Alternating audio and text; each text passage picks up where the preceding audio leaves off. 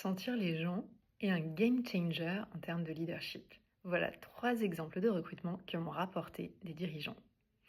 Premier exemple, après 1 mois dans une boîte, une dirigeante a capté que le directeur export était, je cite, un voleur. Il s'est avéré qu'il avait ensuite détourné des fonds et on lui a saisi son domicile. Deuxième exemple, un PDG a cerné le potentiel d'un candidat qui payait pas du tout de mille, mal habillé, hors du marché du travail depuis 6 ans, etc.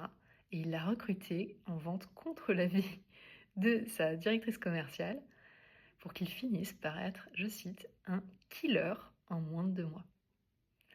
Troisième exemple, une directrice dans un gros groupe a repéré en interne un nouveau dans un département concurrent. Sur un meeting, elle a décidé que ça valait la peine de tout mettre en œuvre pour opérer son transfert. Elle a réussi et ce type est devenu non seulement un expert technique clé pour elle, mais aussi son sparring partner.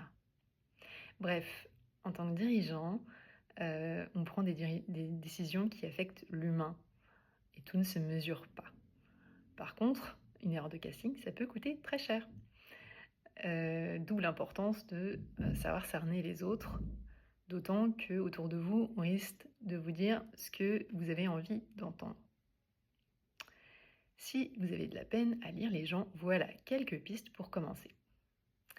Premièrement, prêtez attention à ce que vous ressentez au moment où vous rencontrez une personne pour la première fois.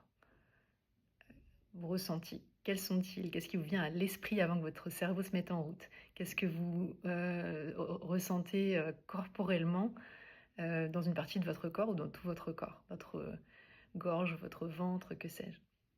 Deuxièmement, utilisez vos ressentis pour creuser. Par exemple, si vous êtes en entretien, utilisez-les pour poser les bonnes questions.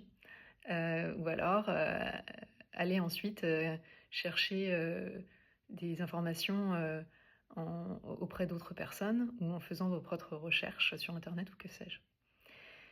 Troisièmement, si la situation implique d'autres personnes, notamment en égo, recrutement, deal, etc., et si vous vous sentez suffisamment en confiance, vous pouvez mettre le sujet des ressentis sur la table en demandant aux autres ce qu'ils ressentent et en partageant sans imposer ce que vous ressentez. Vous seriez surpris de ce que ça peut débloquer.